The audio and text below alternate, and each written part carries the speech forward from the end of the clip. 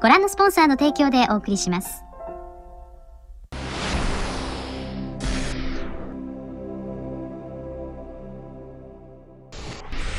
Greetings and welcome, ladies and gentlemen. It is yours truly, the MOBA expert Sugi here, as always. And in the past weeks, there has been a lot of people messaging me on YouTube. When is Genesis coming out? I want to try out this game. And I have finally some good news for you guys, which is Genesis has finally entered into open beta test.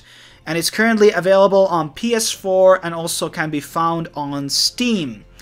And this open beta test will last until March 27th. All of the 27 heroes will be available for play for free during this test. I don't think you can use real money right now on the system. That will come with the official launch. However, the testing server is in Hong Kong right now. And on June, the full release will happen. And that's when the North American and the European servers come out. And basically, I was playing with a VPN, and I was trying also without a VPN. So, 2 that I recommend using, or 3 actually, is NordVPN. And there's also TorGuard, which, you know, you get 50% off by using my code for lifetime. For every subscription you stay with the VPN, you get 50% off. And then there's also Ivacy. You get 10% off with the code SUGI10. So basically, you can use a VPN service to drop down the ping. Without the ping, without the VPN, I was averaging somewhere between 330 to 350 ping. With the VPN on, connected to a Hong Kong server, I was somewhere at 2080 to 300. So it can slightly boost your VPN, and this is obviously based on what server, what VPN you're using, and obviously your location. But let's say you are closer to Hong Kong, maybe you live in India, Philippines, Malaysia, or Japan. You can probably get a much better ping than I can get with that VPN because it's much closer. And playing under 200 ping is actually like bearable. I mean, the gameplay experience wasn't too bad by playing with the 300 ping, but I have to say that it did make the gameplay less fun experience altogether. And the footage that you will be seeing is me playing with a high ping plus with the regular OBS on, which kind of dropped the frames a bit. So everything that you will see in the gameplay on the footage may look kind of worse than it is.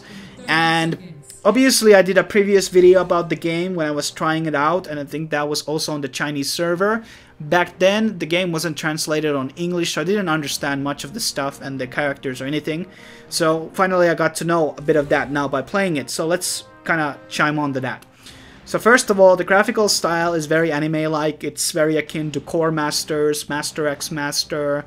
What was that Sidelines 2D type of side-scroller MOBA game? I don't remember the name, but a very anime type of style. It's going for a certain type of an audience, and I think there is a room for anime style of a MOBA right now in the market. And also, the gameplay itself, it is a kind of mixture between League of Legends and Dota. The map is almost identical to Dota's. There are some slight differences there and there, but you have the river runes there, and some of the boss areas have been kind of shaped a bit differently, but it uses the same tower system as Dota, and you have like the, instead of inhibitors, you have the melee and the ranged weapon barracks, which you basically destroy and you get like super minions.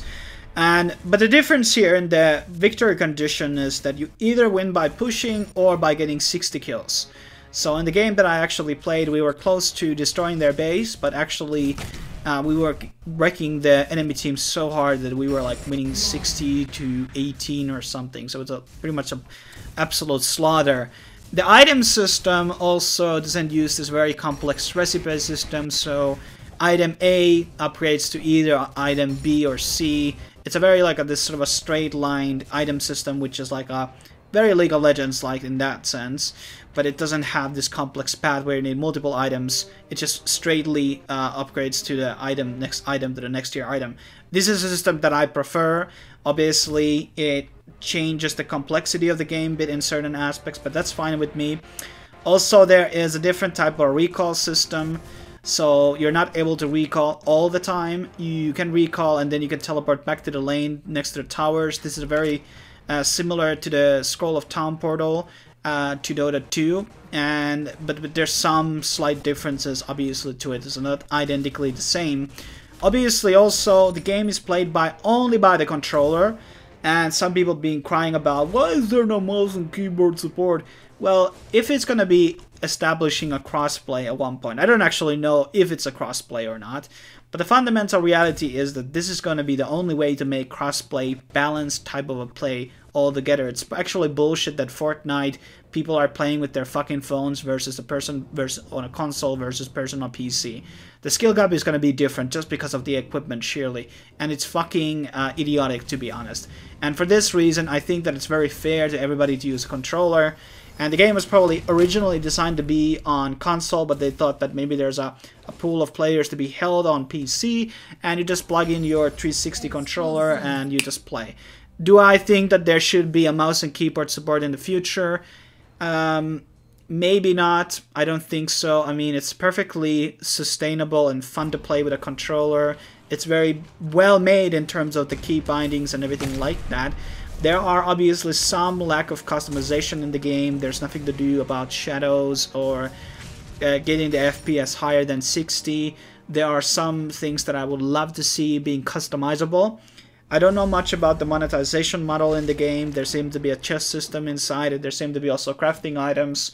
There are, obviously, some people can say, oh, these characters are ripped off, the map is ripped off. I think that, yes, clearly there are aspects which are mimicked from the other games, but as the old saying goes, copying is the highest form of admiration. So I was playing a character which was basically the same ability kit as Lucian, just a couple of differences there and there. And this character, I mean, Lucian's kit, as a ability kit, is very fun. It's very fun to play, and this character was very fun to play because of that.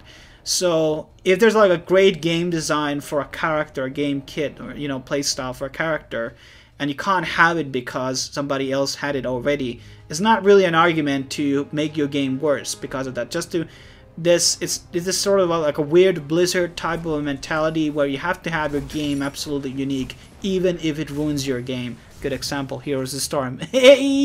But overall, I mean, I see potential with this game, actually. I wasn't too impressed with my first try. I thought it was okay, the graphics and everything, it was fine. But now that I actually played it, and this is not the full experience, obviously, because I haven't still get to play it on under 100 ping, which is really what I desire. So when that happens, it's going to be actually a really fun game to play. And I do like the aspect that it seems to be also a bit fast-based. It does have a skill element to it. There's laning phase, obviously. Is there a jungling possibility in the game? I don't know. Are most of the characters unique or not? I don't know. I haven't tried it enough. So the music, the sounds seem okay. I don't really have much of criticism. Obviously, some people want to see those mouse and keyboard supports. That's not a reason to downvote the Steam reviews or anything like that. That's a preference that the game just said to have. And I think that I will be making a lot more videos about it on June, July when it actually releases. But fundamentally right now, I just don't want to, because 300 ping is just too much of... It's just not fun to play with that high ping. It's unbearable, to be honest. If it was in America, I would probably get like 180 ping. That would be more plausible and actually more fun. And as a bit of a side note, if you're looking to people to play with, you might join my Discord. We also have opened this sort of a super member lobby where you pay $1 through PayPal and you get access to the super member lobby, which is just where only super members can join in Discord. But I'm also giving out like game keys and DLCs and all types of beta keys throughout this lobby. It's like this sort of special privilege type of a club for the members, and obviously the money goes to me. Where, I mean, I'm very pure. I'm extremely poor right now, so I need all the money I can get right now. So this is kind of like a, give and take type of situation where people can support the cause and, I don't know, you can get some free game keys, and it's first come first serve type of situation, obviously. So I'm gonna release the key on the chat, and then it's, you know, there. But I don't have much else to add about this whole thing. Genesis looks very promising, and it did the right decision by releasing on Steam. So publishing standpoint, it seems to be all in good. But this mouse and keyboard thing might be a nail in the coffin in certain aspects. I don't know how that would even actually work. The way the game is designed, I don't think the mouse and keyboard necessarily could be balanced or even fair element to be added to the game. So just get a Steam controller, get an Xbox 360 controller, or plug in your PS4, PS3 controllers. They work too. But thanks for watching. I will see you guys next time on the next video. Cheers.